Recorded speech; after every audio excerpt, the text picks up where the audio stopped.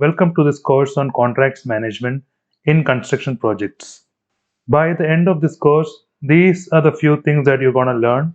You'll get to understand the different contracting arrangements, then some construction timelines based on the FIDIC Red Book.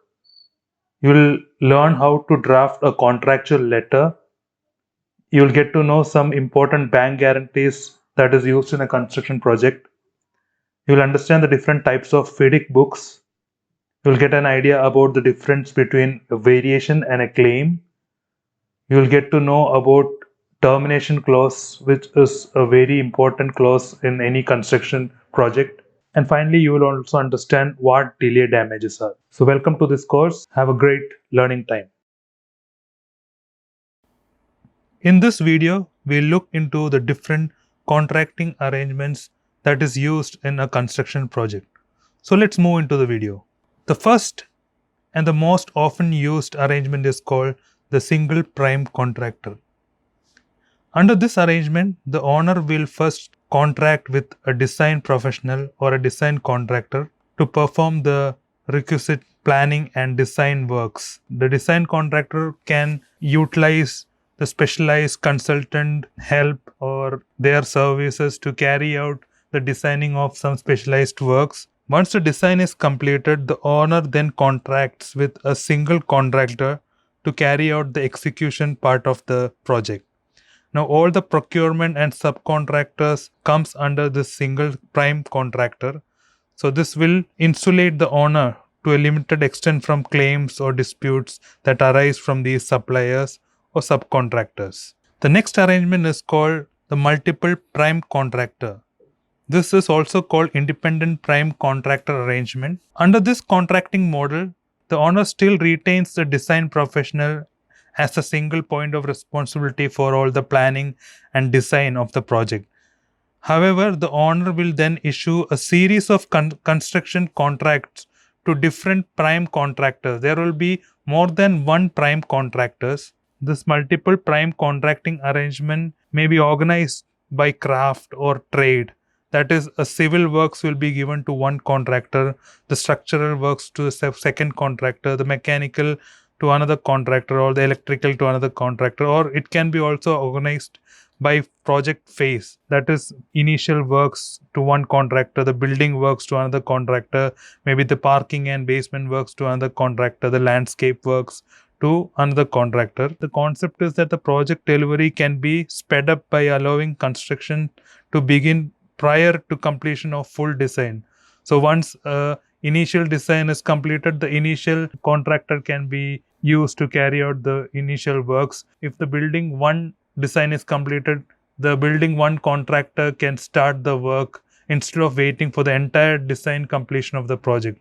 So this is the main advantage of multiple prime contractor. The next one is a design build arrangement. The concept here is that the design and execution part is done by a single contractor. So there is a single point of responsibility for both design and the project execution, and the subcontractors, the suppliers, and all the design consultants will be coming under this single contractor who will be taking care of both the design and execution part. The next arrangement is called the agency construction management arrangement. This is also called as project management or program management contracting.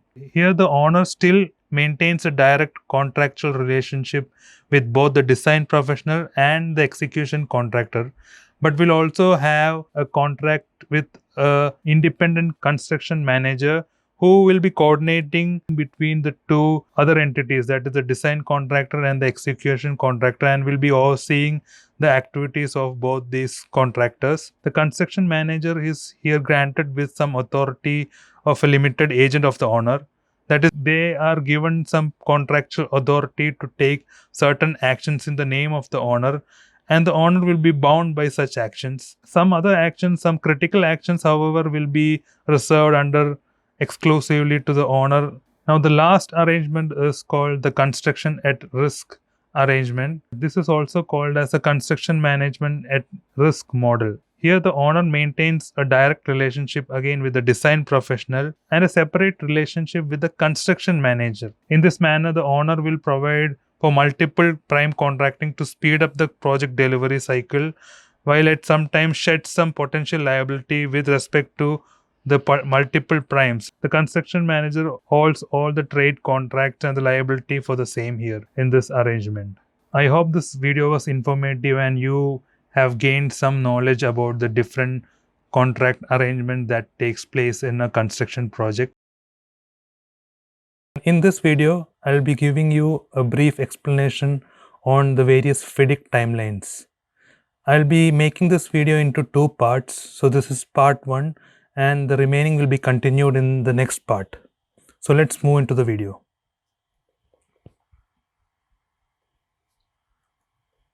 Now let's understand what FIDIC is. The full form of FIDIC is Fédération Internationale des Ingénieurs Consuls, or it is also called International Federation of Consulting Engineers. This organization was formed in 1913 by 3 countries, Belgium, France and Switzerland. This organization mainly they outlined some conditions that needs to be followed in the construction industry globally. Now these are the different types of FIDIC books. It will depend on the type of project. Like if it is a normal building project, it will be the red book that is being followed. If it is a plant and design project, it will be the yellow book. Silver book is used for EPC or turnkey projects. The orange book is used for a design, build and turnkey project. The golden book is used for design, build and operate projects, and the green book is used for relatively small type of projects. So depending on the type of projects, the type of book will be different. So the basic structure of FIDIC conditions, the basic structure will be for all type of books, it will be generally the same. So these you can see that these are the different structures.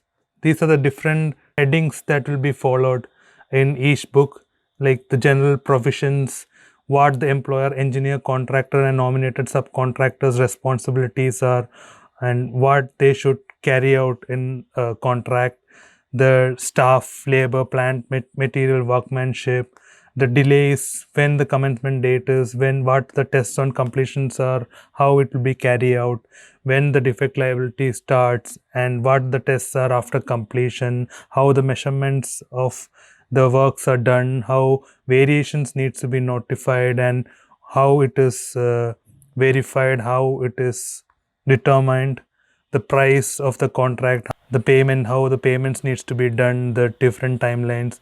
All these are the main headings that will be, you can see in the FIDIC books. In this video, I'll be mainly focusing on the important timelines that needs to be followed.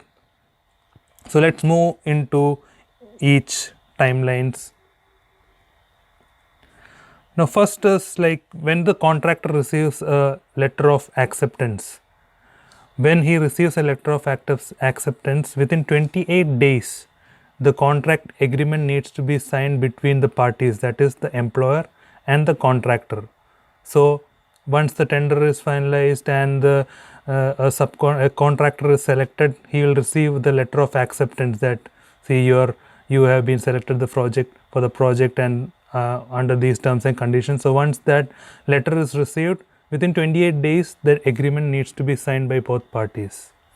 Now, the contractor can request for an evidence from the employer for the financial arrangements. Like the contractor needs to know that sufficient fund is there throughout the project time, so that then only they can be satisfied or they can be convinced that the funds will be there throughout the project to carry out the works. So within that request is sent, within 28 days, the employer has to submit all the documents showing that the funds are available to carry out the entire projects and they will be paid, the contractor will be paid properly. Now next, employer gives a notice to contractor for replacing his engineer and details of the new engineer. So this notice should be done within 42 days from the new engineer coming at site. So if the employer feels that the current engineer is not doing his duties or responsibilities properly, so he needs to send a notice to contractor that he is going to change the engineer and the new engineer details. So this needs to be done within 42 days before the new engineer comes at site.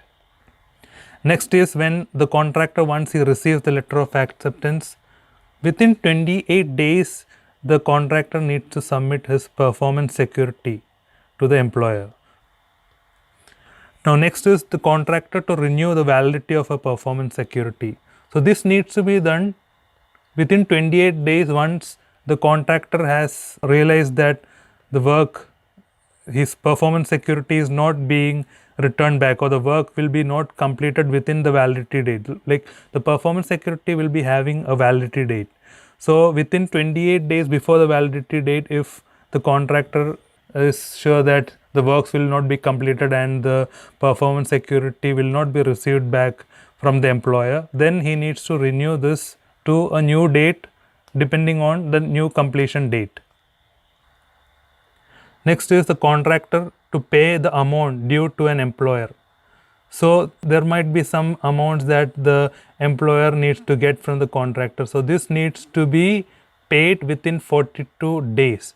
If it is not paid within 42 days, the employer can claim under the performance security, whatever the value is mentioned in the performance security. Under the clause in the performance security, it will be mentioned that if the contractor does not pay an amount that is due to the employer within 42 days, he can claim. So this he can claim. Now, and the employer gives notice to contractor for remedying a default, for correcting some default.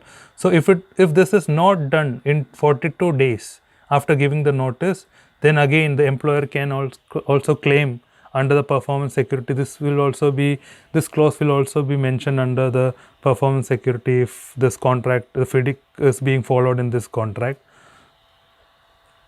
The contractor will receive the performance certificate. Once he receives the performance certificate after the work is completed, within 21 days, the employer needs to return back the performance security. Next, the contractor gives notice to the employer or the engineer regarding the commencement of a subcontractor's work. So this needs to be given within 42 days before the subcontractor comes to the site and begins the work. Next is the contractor gives notice to the engineer regarding the delivery of any planned or any major items to the site. So this notice needs to be given within 21 days before the plant or the item actually arrives at the site. Then the month and date. From the month and date, within 7 days, the contractor needs to submit the monthly progress report. That is, before the first week of every month, the monthly progress needs to be submitted to the employer. The engineer gives notice to contractor for attending any test. So this needs to be given within 24 hours of attending the actual attendance of the test. So if the notice is given that the engineer will be attending a test, that should be given within 24 hours before attending the test. Engineer gives notice to contractor for commencing the work. So this needs to be given within 7 days before the actual commencement of work begins. So before the commencement of work, 7 days notice is given so that he can actually come to the site and start the work. Next is once the contractor receives the letter of acceptance, within 42 days, the commencement date should begin. So that the work should begin at site within 42 days after receiving the letter of acceptance. Now the engineer gives notice to contractor for commencing the work. So once this notice is given, within 28 days, the contractor needs to submit a detailed program to engineer. This will be done mainly by the planning department, maybe Primavera or any planning software. The engineer receives the detailed time program. So once the engineer receives the detailed time program, within 21 days, if the engineer feels that the program is not proper or it is not complying with the overall work completion, then he can give notice to the contractor telling that you need to rectify it and this is not proper. Now the work on any plan or delivery of plan gets suspended by employer. If that happens, within 28 days, the contractor is entitled for payment of these plant or materials after making it the employer's property. So if the work gets suspended by the employer and if 28 days is over, so the employer can make this into their property and they can pay the amount that is entitled for these plant and material to the contractor. Now, when the work gets suspended by the employer, after 84 days, contractor can request the permission. They can give through notice that asking permission to continue the work. Now, when after the contractor requests this permission to proceed the work after that 84 days of suspension, if the employer doesn't respond after 28 days, the contractor can treat this as suspension of work. So he can give a notice, the contractor can give a notice telling that the works has been suspended, we are suspending the work. Now, the contractor gives notice to engineer about readiness of test on completion. So once this notice is given, within 21 days, all the tests needs to be ready to be carried out. The test need not actually start. It should be all the works required to make the test ready should be completed.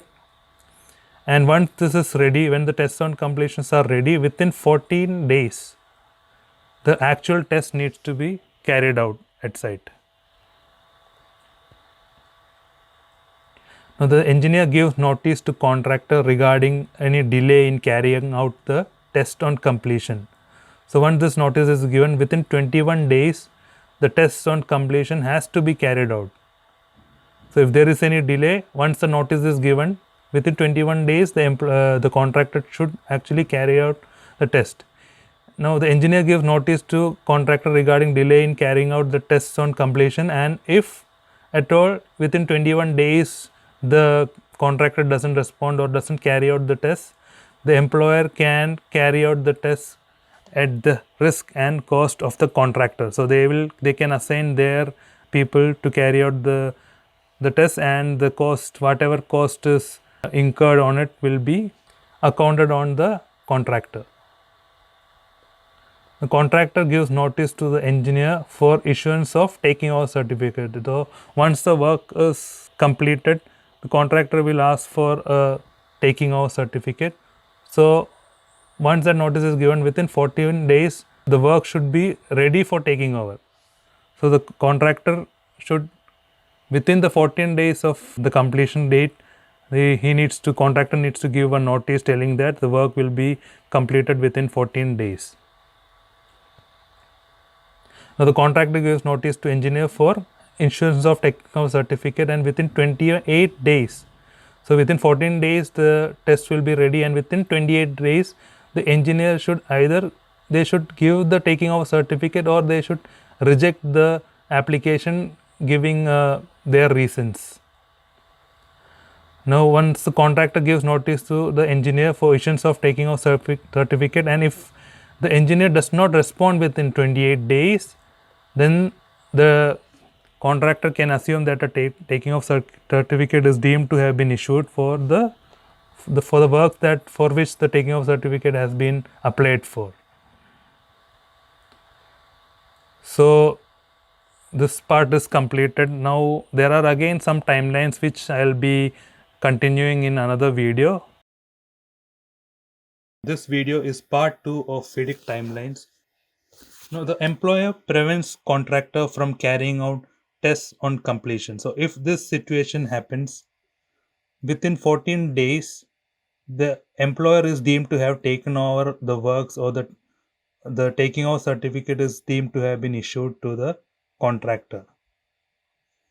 So if this situation happens, even if it happens, the engineer has a responsibility to give a notice to the contractor to carry out the test. So this notice needs to be done within 14 days, and once this notice is given, the contractor has to carry out the tests on completion. Now the engineer gives notice to contractor for retesting once a defect or damage is remedied. So sometimes reworks can lead to retesting. So if that situation happens, the engineer can give notice, and within 28 days of that notice, the repetition of the test needs to be carried out by the contractor. Now, expiry of defect liability period, or once the contractor has supplied all the documents, have completed all the tests and all the defects, whichever of these happens in the later stage, within 28 days of this, the engineer needs to issue the performance certificate to the contractor. Performance certificate is the certificate received once the works have been completed and also the defects have been completed successfully in the defect liability during the defect liability period. So these are the two situations when this happens. So either the expiry of defect liability period needs to happen, or the contractor has to supply all the documents, all the tests needs to be completed, and all the defects needs to be rectified. So whichever happens in a later date, after that, 28 days after that, the performance certificate is issued. Now once the performance certificate is received by the contractor, he needs to remove all the surplus rubbish materials, all the plants and machinery. So if that needs to be done within 28 days. So if that is not done in 28 days, the employer can sell or dispose these items. The engineer requests contractor to examine the site measurement record. So for each interim payment application, the engineer will be coming and checking if all the measurements are right or not. So you'll request the contractor to examine whether his verifications are right. So if in 14 days, if this not it is not responded by the contractor that if it is right or not, if they are conforming with their measurements, or if they are not agreeing to the measurements, so that response is not given, then it is considered that the contractor has accepted the measurements which has been prepared by the engineer. So based on that, the payments will be done. Now, once the commencement date begins, within 28 days, the contractor has to submit the engineer a breakdown of each lump sum price. It is like for each part of the work, the amount is divided and submitted. The breakdown is submitted, like for civil, it will be this much amount. Inside civil, block work will be this much, plastering will be this much, interiors will be this much, furnitures will be this much, MEP system, electrical will be, so that amount, HVAC will be this much amount. So that breakdown is submitted within 28 days. Now the contractor needs to renew the advance guarantee. This needs to be done within 28 days once the before the expiry of the advance guarantee, and also once the advance has not been repaid back. So if the advance has not been repaid back within 28 days of the expiry, then the advance guarantee needs to be renewed. Now, after the commencement date, within 42 days, an estimate of the schedule of payment needs to be submitted by the contractor. This is like for the first month, contractor is telling you I'll be requiring this much amount. Second month, this much amount needs to be paid. So that estimate is given to the engineer. So it is not necessary that the engineer or the employer needs to approve it, or just based on that they need to give this payment. This is just an estimate that is submitted. Now the contractor submits the interim payment application with all the supporting documents to engineer. So once this is done, within 28 days, the engineer needs to issue a interim payment certificate to the contractor. Once the contractor receives a letter of acceptance, or once the contractor has submitted the performance and advance guarantees. So if either of these happens, so like whichever happens in a later date, so if contractor has received the letter of acceptance later after getting the performance and advance guarantee, so within 42 days of that, or if the submittance of performance and advance guarantee has happened later on, so within 21 days, the first installment of advance payment has to be done by the employer to the contractor. So either of this happens in whichever happens in the later of dates, so that determines how many time is there for paying the first installment of advance. So if letter of acceptance has been received in a later date, 42 days will be the time, or if all the guarantees have been submitted in the later date, then 21 days will be the time for the installment payment. The contractor submits the interim payment application with supporting documents to the engineer. So once that is done, within 56 days, the employer needs to pay the interim payment to the contractor. Now the contractor submits the final statement and discharge. The discharge is it is a document that is stating that with this final statement, all the payments are completed, or there is no payment due from the employer side to the contractor. So once these documents are submitted, within 28 days, the engineer needs to issue the final payment certificate. So when the engineer issues a final payment certificate, one copy goes to the employer also. So once employer receives this final payment certificate, within 56 days, the employer needs to pay the contractor the final payment. The contractor receives taking over certificate. Once that is done, within 84 days, the contractor needs to submit 6 copies of statement at completion with all supporting documents to the engineer. This is the final, not the final, the interim payment application submitted once the works have been completed. So that is before the defect liability period. Now, the contractor receives a performance certificate. Once he receives a performance certificate, within 56 days, the contractor has to submit 6 copies of draft final statement with documents to the engineer. So performance certificate is received once the defect liability period is completed, all the defects have been rectified. So once that is done and the performance certificate is received, a draft copy of the final statement. Final statement is that should include all the payments that the contractor has to get from the employer. Now the contractor to submit the final statement and discharge. So if this is not done within 28 days, the engineer will issue a final payment certificate according to determined by him, whatever documents he has, whatever clarity he has. Based on that, the engineer will issue the final payment certificate if he has not received the final statement and discharge from the contractor. Now the engineer gives notice to contractor to carry out some remedial works or retesting. So if this is not done in 28 days, then the employer can terminate the contract. The employer gives notice to contractor for any fault of the contractor. The faults can be not carrying out the works properly, not adhering to the contract terms and conditions. So if this is done, if does not happen, then in 14 days the employer can expel the contractor from the site and it can also terminate the contract. Now if the contractor goes bankrupt or cheats or gives bribe to the employees of the staff of the employees for some purpose, if this happens, so then immediately the employer can terminate the contract. Now the employer gives notice to the contractor for termination of contracts, that is for without any reason.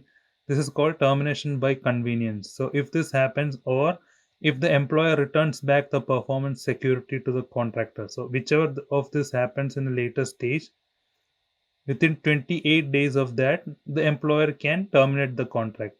So there is no need of a special reason. So that is called termination by convenience. Now the contractor gives notice to the employer for suspending works if payment certificate or any payments or any financial arrangement details have not been provided on time. So if all these details have not given on time, or if the payment is pending, so contractor can give a notice, and within 21 days, still if that doesn't happen, the contractor can suspend the work.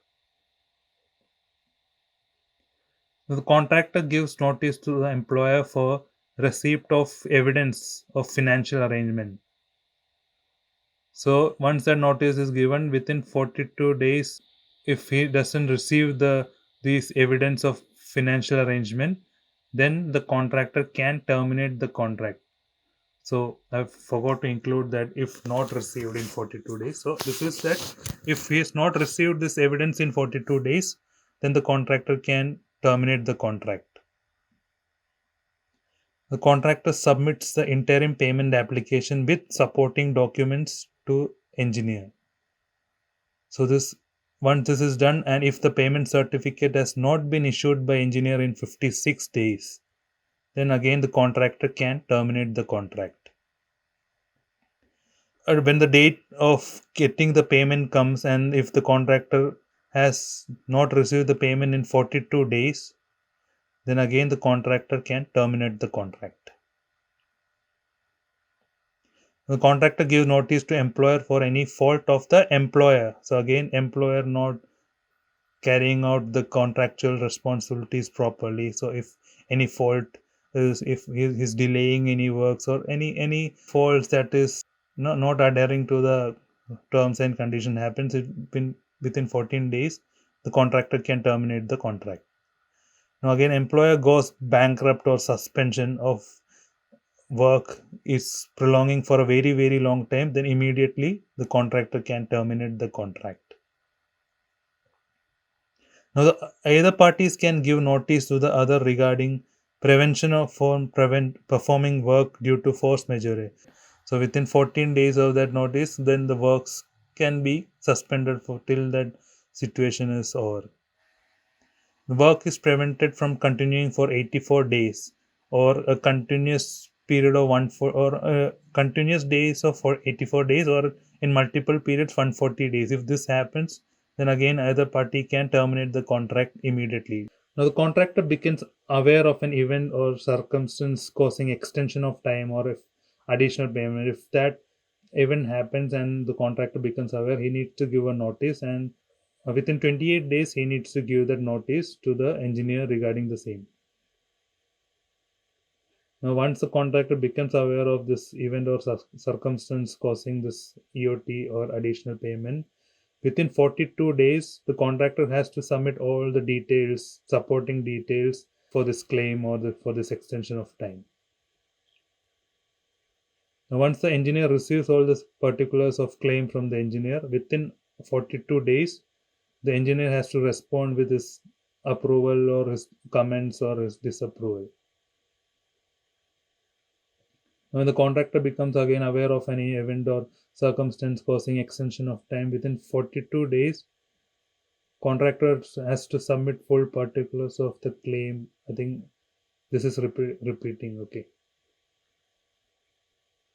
Now sometimes the claim will have continuous effect, like it will you will not be able to give all the details immediately. It will be in a continuous effects will be happening. So if something like that has happened, and once that end point has reached, then within 28 days the contractor has to submit the full particulars that is supporting that claim. So hope this was informative to you. In this video, I will be giving you some tips on how you can draft a contractual letter. This is a method which is made by me, and I have found it to be useful in my professional life. There are different ways by which you can draft a letter. This is just a simple method which I have found to be very, very simple and very, very easy. So let's move into the video. Now this is the basic structure of a letter. You have the recipient details, the date, reference number, project, subject, the salutation of your letter, the body of the letter, the ending of the letter with the sender details, and finally the CC details. So we will be looking into each point in the coming slides. First we'll look into the date and reference number. Date is obviously the date on which you are preparing this letter and sending the letter. Reference number is a unique number for each letter. It is always advisable to have a unique number for each letter so that you can filter it out easily. Each company has their own formats. A simple format can be the project short form, the recipient company short form, year, the month, the letter number. For example, let's say your project name short form is ABC. You're sending this letter to a company called XYZ. The year you're sending this letter is 2021. You're sending it on February, so 02. The letter number is 005. So this is one example of a reference number. There can be another letter that you're sending to a company called JKL, because there will be different parties involved in a project. There will be a subcontractor, there will be the client, the consultant, a specialist nominated subcontractor.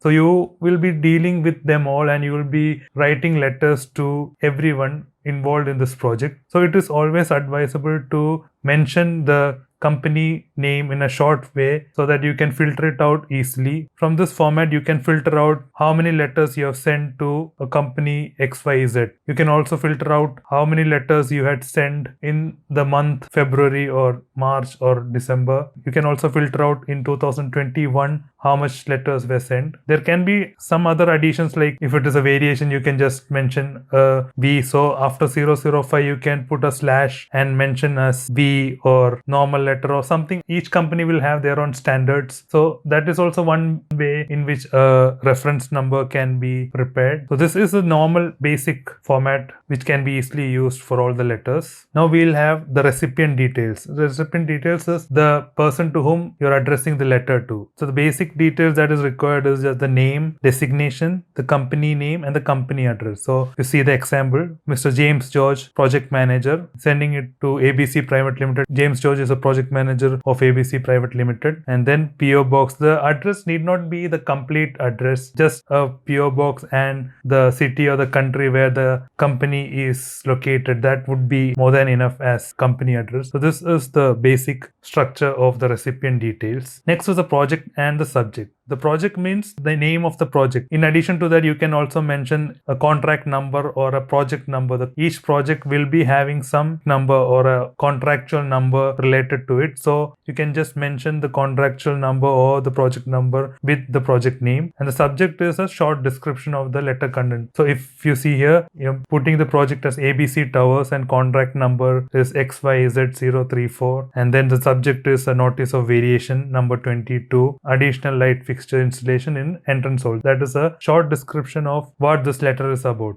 Next is the main important thing, that is the body of the letter. So here I have made a structure to easily draft the body. So the body will contain two paragraphs, paragraph 1 and paragraph 2. The paragraph 1 will have two sentences. The first sentence will be why the letter is prepared. The second sentence will be what documents prompted this letter. Now the paragraph 2 is mainly divided into three sentences. Sentence 1, 2 and 3. I put 2 here, it should be 3. So there are three sentences. The first sentence will be what contractual clauses require this letter. The second sentence will be what are the rights of the sender. And finally, the third sentence will be what action is required from the recipient. So I'll explain it more detailed. So here, first paragraph, your first sentence is why the letter is prepared. There will be a specific reason why you're writing this particular letter. That needs to be mentioned in your first sentence. It can be a letter as a notice of variation. It can be a normal letter with regards to delay in something, or it can be with regards to delay in getting materials or delay in inspections. So that main reason is mentioned in the first sentence. Now second sentence will be there might be some documents which relates to this particular problem or what you're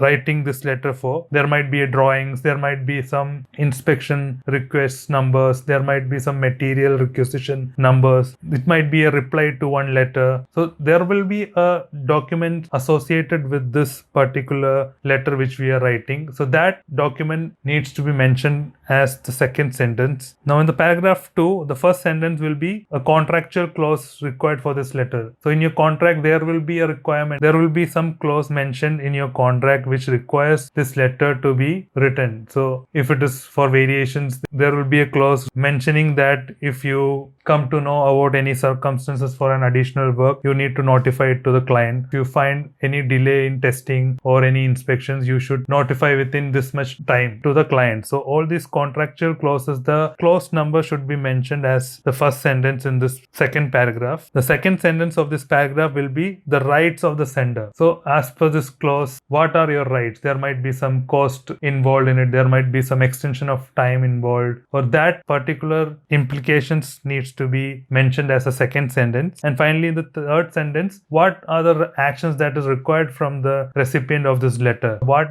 the client should do if it is a delay of something, what the client should rectify it, or the client should arrange to get the materials as soon as possible. The client should arrange to inspect or test a particular work as soon as possible so that it will not delay the project. If it is an additional work, the client should verify it and give approval for a work order or give an approval to carry out the work. So the required action is mentioned in the last sentence of this paragraph. Finally, the sender details. You will mention the name. Similar to the recipient details, you will be mentioning your name, the designation. So if you are a quantity surveyor, you will be drafting this letter for your project manager or your project director. If you see Kevin Thomas, project director, and the name of the company. The address is not required in the sender details. And finally, the CC detail, that is to whom all you are sending this letter as a CC. The name, designation, and company name is required. So if you see the example, Mr. Matthew K, contract, you're keeping the CC to the contracts manager, the senior QS, and mention their names and the company name also. So let's see a scenario. So you are a QS of the company called ABC Contracting Limited. So you received some comments in a drawing. The number is given and it was received on 1st Feb 2021, which shows some additional light fixtures from the design drawing. And in your contract, clause number 13.1 states that if you become aware of any additional work, the same needs to be notified to the client within 14 days of circumstances that has led to this additional work. The project name is Super Mega Towers. The contract number is SMT 001 2021. Client is XYZ Group. Your project manager is Thomas Akil. Client project manager is Aditya Chauhan. Client contract manager is Samuel D'Souza. Client MEP manager is Mr. Mahesh Bhatt. So in this scenario, you are going to write a letter. So let's see how you will write this letter. So this is the letter draft. This is a date and the reference number. You're writing it on 10th Feb 2021. The reference number is SMT XYZ 2021 to 24. So this is letter number 24. SMT Super Mega Tower, short form of that. You're writing it to XYZ. The year is 2021. It is on February you're writing, and you're writing it to Mr. Aditya Chauhan, who is the project manager of XYZ Group. He is the client of your project. All these are the recipient details. Here you have the project and subject details. So project is Super Mega Towers. Contract number is mentioned. Subject is variation number 32. Notification is additional light fixture installation in entrance area. So you start with Dear Sir. Your first paragraph, first sentence will be why you are writing this letter. So we are writing this letter to notify about an additional work which is out of our contractual scope. Next is about the document that is associated with this particular letter. So you're mentioning that shop drawing number AL123 MEP, which was sent for approval, was received by us with comments on 1st Feb 2021, which mentions additional lights to be installed in the entrance area. Now we'll start the second paragraph. The first sentence will be the mentioning the contractual clauses. So with reference to clause number 13.1 in the contract, notice of variation has to be sent once the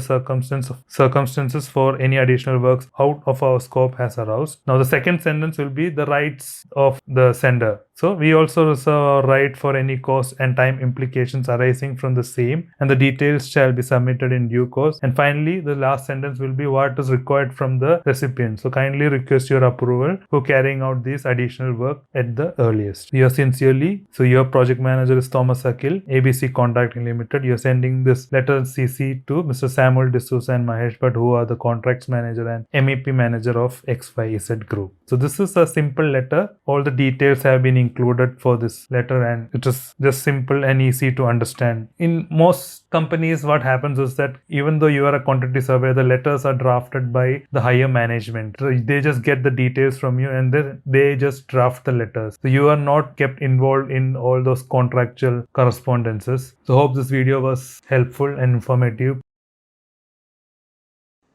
In this video, I'll be explaining about the three most important bank guarantees used in a construction project. Let's start by understanding what a bank guarantee is. From the term guarantee, it is clear that it is a promise being made by someone to someone else to carry out something. Bank guarantee is that promise carried out by a bank or any financial institution to pay someone on behalf of someone else. The party that applies for the bank guarantee is called the applicant, and the party to whom the bank is responsible to make the payment is called the beneficiary. In some cases, the bank might request for a collateral for issuing the bank guarantee.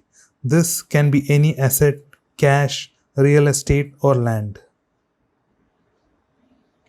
In a construction project, there are commonly three types of bank guarantees: the performance bank guarantee, the advance bank guarantee, and the retention bank guarantee. Now let's understand each of them. PBG in a construction project is usually requested by the client from a contractor to carry out a contract, or it can also be requested by the main contractor from the subcontractor or supplier for their services. The main reason for a PBG is to ensure the satisfactory fulfillment of the services adhering to all the terms and conditions of a contract agreement. During the tendering stage, the tender documents and the conditions of contract will clearly outline the requirements and formats that needs to be agreed to. These requirements are usually the amount of the PBG, the bank details, validity of the guarantee, conditions under which the beneficiary can claim the PBG amount, time period for submitting the PBG, and returning back the PBG to the applicant. Advance bank guarantee. This is also requested by client from contractor or by contractor from supplier or subcontractor. The purpose of an advance bank guarantee is to securely cover any advance payments done. Usually the advance payments are made for initial mobilization. Now this advance payment is deducted from each monthly payments. The percentage of deduction is usually mentioned in the contract. The requirements and formats of an advance bank guarantee will be available in the tendering stage. Again, requirements are the amount, the validity, the bank details, the claim conditions, the time for submitting and returning of the advance bank guarantee, and the repayment conditions. Retention bank guarantee. It is similar to advance bank guarantee and performance bank guarantee in terms of applicant and beneficiary. The only difference is that performance bank guarantee and advance bank guarantee are mandatory requirements from the client side, but a retention bank guarantee is proposed by the contractor to claim the full retention amount before taking over stage of the project. Retention amount is a percentage of the work done amount which is deducted from the monthly payments. Usually, if you consider the FIDIC contract or other contracts, only half of the retention amount is paid after taking over of the project by the client. The remaining 50% is available or payable only once the defect liability period is over, which is usually 1 or 2 years. Retention bank guarantee requirements and formats will also be available in the tendering stage. Again, similar to advance bank guarantee and the performance bank guarantee, the requirements are similar. Let's understand all these guarantees with a practical scenario. Here I am assuming that the project is being completed as per schedule and the contract amount, which rarely happens in the real world. So here we are assuming that the contract amount is $1 million US. The time for completing this project is 365 days. We are assuming that the project commencement date is 1st April 2019. So the project needs to be completed by 31st March 2020. That is 365 days after 1st April 2019. And that is the date in which the contractor is supposed to get the taking over certificate. We assume that the defect liability period is 365 days. So the final completion of this project after the defect rectification and when the performance certificate is received will be 31st March 2021. Now, as per the contract, we are assuming that the performance bank guarantee amount should be 10% of the contract amount. So it will be US dollars 100,000, and the validity will be the completion of the project, the final completion of the project, that is 31st March 2021. So the client will be requesting the contractor performance bank guarantee with these details. Now, as per the contract, we are assuming that the advance that the client will be paying the contract will be 10% of the contract amount, that is 100,000 US dollars. So this will be paid only once the client receives an advance bank guarantee from the contractor, and the details that needs to be will be the advance bank guarantee amount, which is 10% of the contract amount, that is 100,000 US dollars, and the validity will be the completion time of the project, that is when the taking over certificate is done, that is 31 March 2020. Also, it is assumed that by this time whatever advance has been paid is retained back by the client from the monthly payment applications.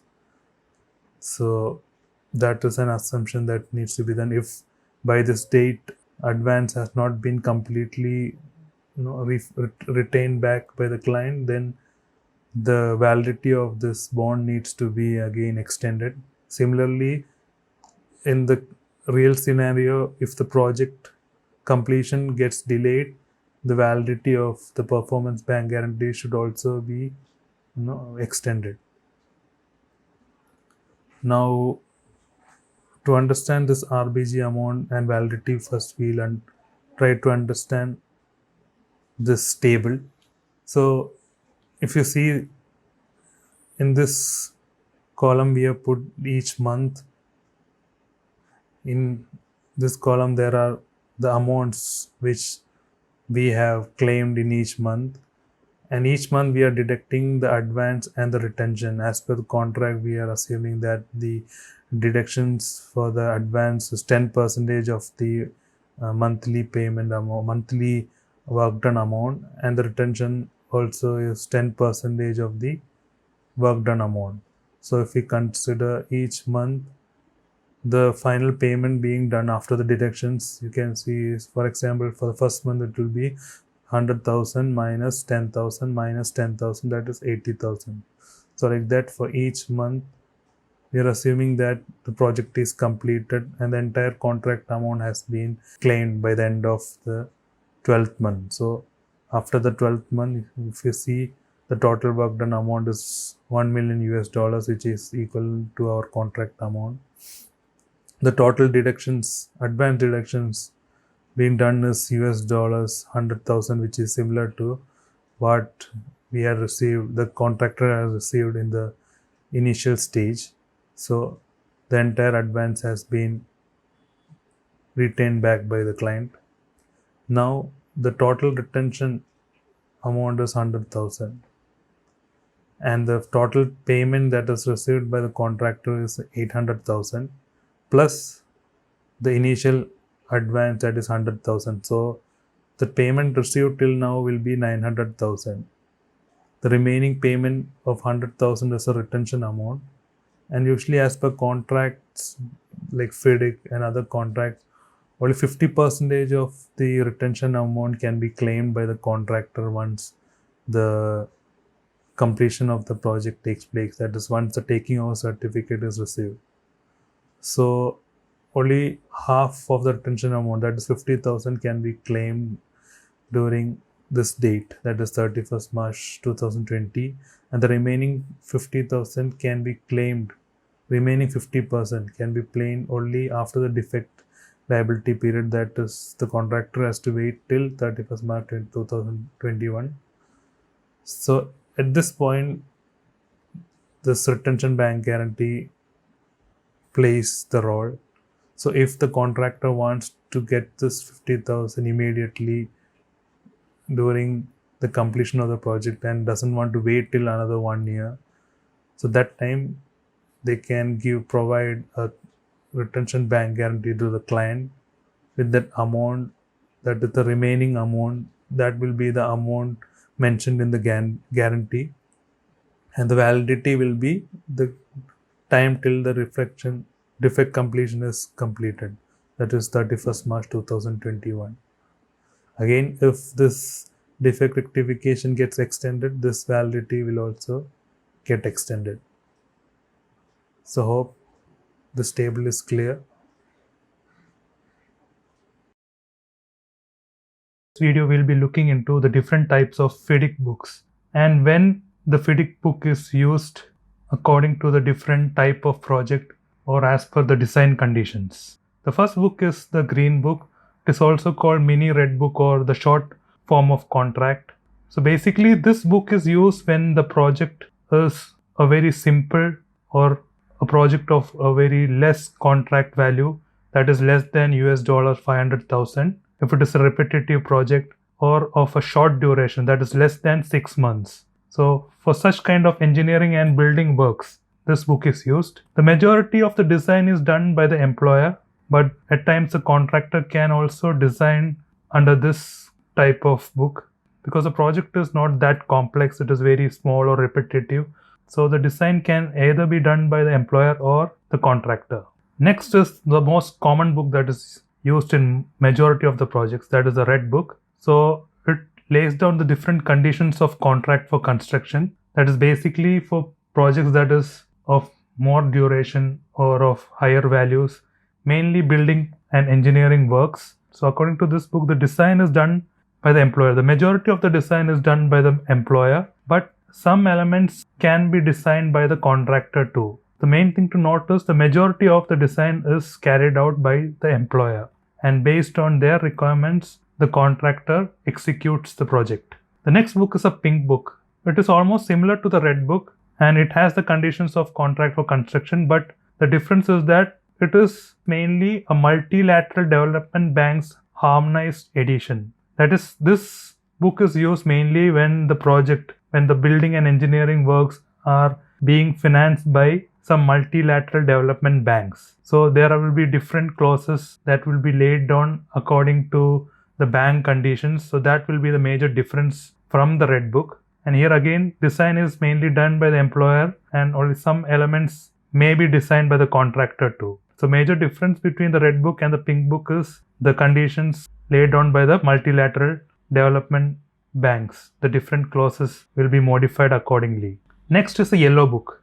Yellow book contains the conditions of contract for plant and design build kind of projects. So mainly electrical and mechanical plants or for building and engineering works where the plant and design build technique is used. For such projects, yellow book is used. Here the design is done by the contractor but as per the employer's requirement. So the majority of the design is being carried out by the contractor, and again some elements may be designed by the employer too. So the difference from the other books that we saw now, the red book, pink book and green book, here the majority of design is carried by the contractor but as per the employer's requirement. So that is a main point to note. Next is a silver book. So here it contains the conditions of contract for EPC turnkey projects. EPC is engineering, procurement and construction, and mainly for projects like process, power, private infrastructure, such kind of project this book is used. So the design, procurement, construction, commissioning and handover, the entire cycle of a project is carried out by the contractor, and finally it is handed over to the employer, and the employer can start using this facility at the turn of a key. That is why it is called a turnkey project. So the entire risk is upon the contractor, excluding the force majeure, war, terrorism. Such kind of risk is still upon the employer only. Other than that, all the design and the entire execution, procurement, all those stages of a project, any risk involved in it is under the contractor. Next is the gold book. In gold book, mainly the conditions of contract for design, build and operate projects are laid down. This book is used for greenfield projects having 20-year operation period and a single contract awarded to a single contracting entity, which can be a consortium or a joint venture. So what is a greenfield project? Greenfield project is a project where a new facility or a new building or a new plant is being constructed from the beginning. That is what is called greenfield. Now another type of project are called brownfield projects. So brownfield project is when there might be an extension of an already existing facility, or sometimes an existing facility is demolished and then a new building is prepared, or a new phase is extended of an existing facility. So that such kind of projects are called brownfield projects. So Gold Book is mainly used for greenfield projects, and here the contractor will design, they will execute and operate the project, and once the final operation is being carried out, no financing is carried out by the contractor, or they will not have any benefits of operation output. All these are maintained by the employer. So the contractor just needs to design, build and operate the project. They will not have any right for any profit that comes out of operating that facility. That all lies with the employer only. Next is the Orange Book. So here mainly it contains the conditions of contract for design, build and turnkey, and mainly it is used for building and engineering works. Again, the contractor designs, builds and hands over a ready to run facility at the turn of a key as per employer's requirement. So previously we saw Silver Book, which was entirely done by the contractor. So if you see, the contractor carries all the design, procurement, construction, and little risk is included under the employer. But under Orange Book, it is as per the employer's requirement that the contractor designs, builds and hands over. So the entire risk is not upon the contractor under this book. So I hope the different types of FIDIC books are clear, and when it is applied, under what conditions, under what type of projects, under what design conditions each book is utilized. In this video, we'll be looking into the two ways by which the termination clause is applied in any contract. Now these two ways are mainly the cause and convenience. So now let's look the difference between both these conditions. Now first let's understand what termination is. A termination clause is a contractual provision that sets forth the circumstances under which agreements may be terminated. So basically in any type of contract agreement between two parties, a termination clause will always be there, wherein if either party is not abiding by the contractual conditions or the obligations, the other party can implement this termination clause and apply it based on the different conditions that is being mentioned in the contract and take action, the required action. So this is not only in a construction contractual agreement, be it a rental agreement or in any industry, whatever contract is being agreed upon, a termination clause is always there. In a construction contract, there are two types or two ways by which a termination clause is executed. So one is for cause and the next one is for convenience. So now let's look both in detail. So first we'll look into what termination for cause is. We'll understand the definition first. So this comes into effect when either of the party cannot fulfill their contractual obligations. So as the name suggests, cause, due to some reason, the reason is the non-fulfillment of the contractual obligation. So if any of the party is not fulfilling any of the contractual obligation that is mentioned under the clause, then the other party can apply this clause and they are liable for all the cost or time implications that is being mentioned under the clause. Now let's see some example of termination for cause.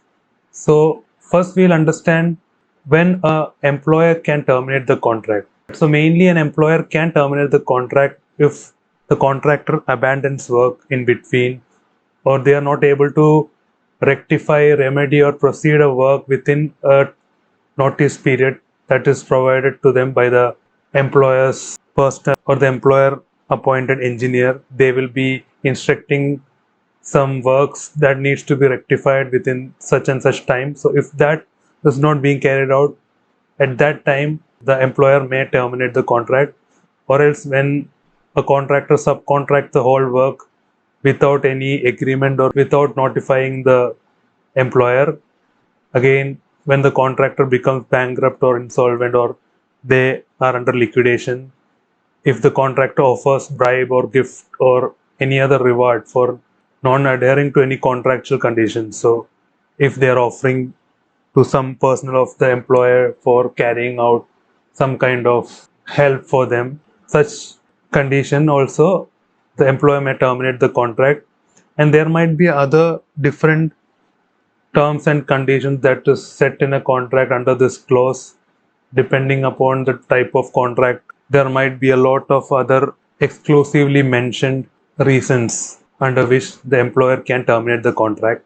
Now we'll see examples where a contractor can terminate the contract. So this will happen when the employer is not providing a payment certificate within a required time period, or if they are failing to provide their financial arrangement proof to complete the project. So if this is not provided within a certain period, then the contractor can terminate the contract. Again, if the employer is not paying the amount that is due under a payment certificate within a mentioned period, again at that time a contractor can terminate the contract. When the employer becomes bankrupt or insolvent or gets liquidated, then again when the employer suspends the work for a very long period, which will be affecting the whole work without any reason. And basically, if the employer is not performing his contractual obligations, which is mentioned under the contract, or any other terms and conditions that is set forth under this clause. So these are the conditions where a contractor can terminate the contract.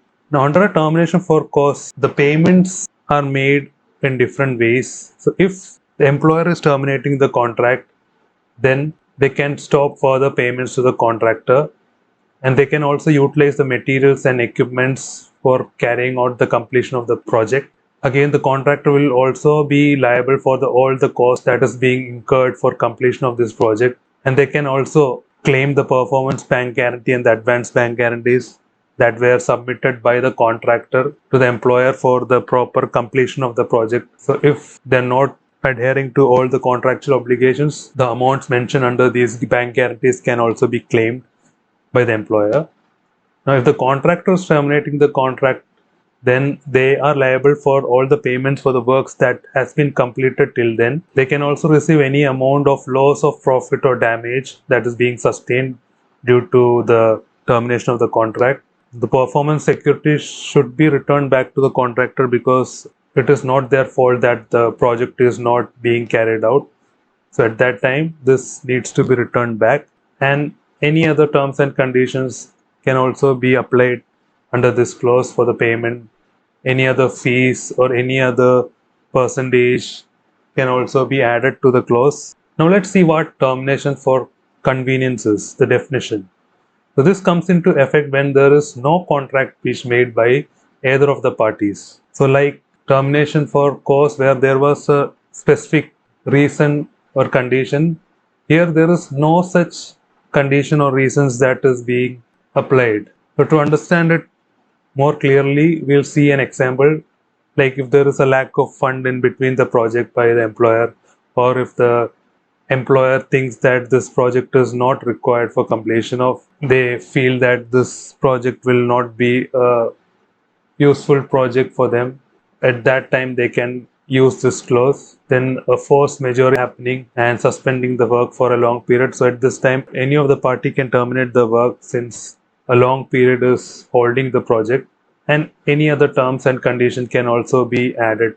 There might be some government related problems, any terrorism acts, or any war happening, or any unforeseen conditions that happens which is not at all predictable, and due to which the project completion may be halted, and due to this any of the parties can apply for this termination for convenience. Now, the payment terms under termination for convenience will be the contractor will get paid for the work they have completed, and they can also recover some termination expenses that is being mentioned under the clause, such as some demobilization cost and penalties for ending other contracts, such as some agreements. They would have entered into agreements with other subcontractors or suppliers. So in between, if the project is terminated, they are liable for the expenses that is incurred due to this. Now the owner no longer has to make any ongoing payments only whatever work has been done,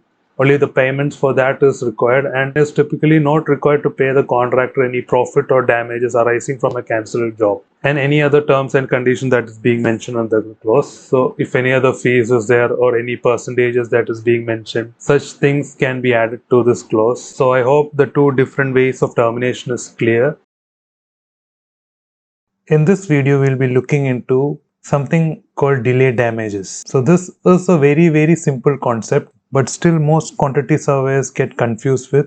And as a quantity surveyor, if you're working in the contract department or if you are planning to shift into a more contractual responsibilities, then definitely you should be knowing this term. So I'll be trying to explain this in two ways. One is more in a contractual way and one using an Excel sheet as per the actual scenario. I will be making you understand how delay damages are calculated. So as per FIDIC, the delay damages clause is 8.7. So it mentions that if the contractor fails to comply with the subclause 8.2, that is time for completion, the contractor shall subject to subclause 2.5, that is employer's claim, pay delay damages to the employer for this default. These delay damages shall be the sum stated in the appendix to tender, which shall be paid for every day which shall elapse between the relevant time for completion and the date stated in the taking over certificate. However, the total amount due under this subclause shall not exceed the maximum amount of delay damages, if any, stated in the appendix to tender. And these damages shall be the only damages due from the contractor for such default, other than in the event of termination under subclause 15.2, termination by employer prior to completion of the works.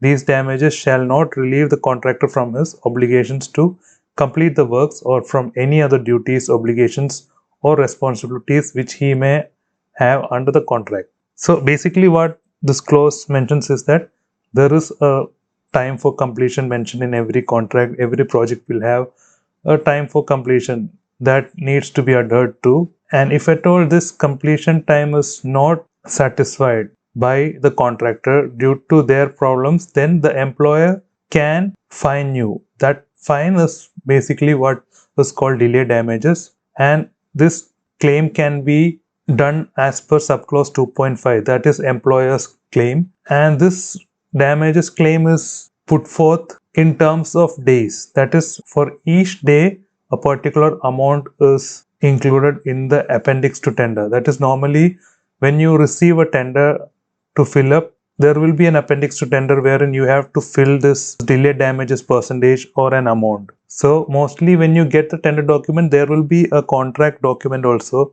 There might be mentioning this delay damages like 0.01 percentage of the contract amount per day will be the damages, and there will also be a limit. Normally it will be around 10% of the contract amount.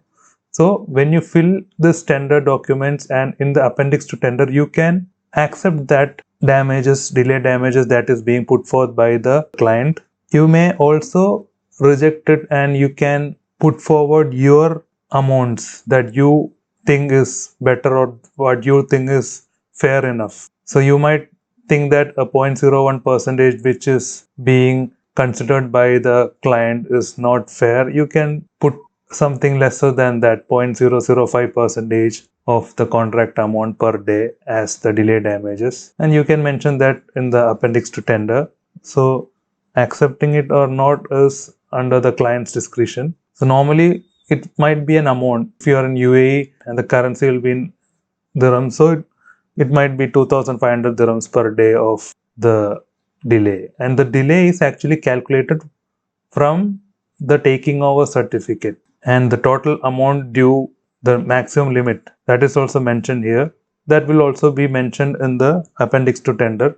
Another thing mentioned under this clause is that this delay damage that is being issued is only for this default, that is for not completion as per the contractual date due to the different reasons of the contractor. There is another clause that is 15.2, that is termination by employer, where the employer can terminate the contract due to different reasons, and under that condition different other types of fines or fees or claims can also be put on the contractor. So this is exclusively for delay damages, and also these damages shall not relieve the contractor from his obligations to complete the works. So even if he is delaying the works, it is his right to complete the work. He cannot stop the work at that moment, and he cannot forego from his duties or obligations. Now this is how an appendix to tender looks like, wherein you have to fill the delay damages for the works and the maximum amount of delay damages. The 8.7 is the subclause. 14.15b is normally the clause wherein it is mentioned which currency is used for that particular work, that contract. If it is in UAE, it will be dirhams. If in India, it will be in rupees. So here you have to mention what is the percentage. So where there is a blank, you can fill the percentage of the final contract price per day will be the damage in the currencies and proportions in which the contract price is payable. So whichever currency is applicable, and also the maximum amount, whatever percentage, 10% will be the maximum limit of the delay damage. That can also be mentioned here. So this is how an appendix to tender looks like. Now we'll see an Excel sheet how these delay damages are calculated. I've done a calculation so that it will be more simple and clear. So here, for example, the contract price is 10.5 million AED, and you are putting forward your delay damages as 0.01% of the contract price per day. So that will be equal to 0.01. Here if you see the formula, 0.01% into 10.5, that is around 1050 AED per day is your delay damages.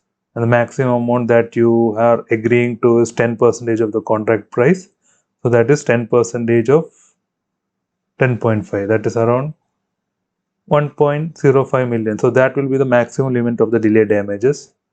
So now we are assuming that the time for completion was 31st December 2020. Today's date is 19 December, and until now the project has not been completed.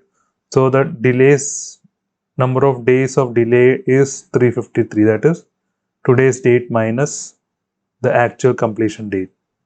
So 353 is the number of days. So the delay damages that the employer has the right to deduct is C9 into E3, that is number of days into 1050, because as per our calculation, 1000 each day, the delay damage is 1050 AED per day. So 350 into 1050 will be the delay damages until date. So hope this concept is clear. So thanks a lot for watching this video.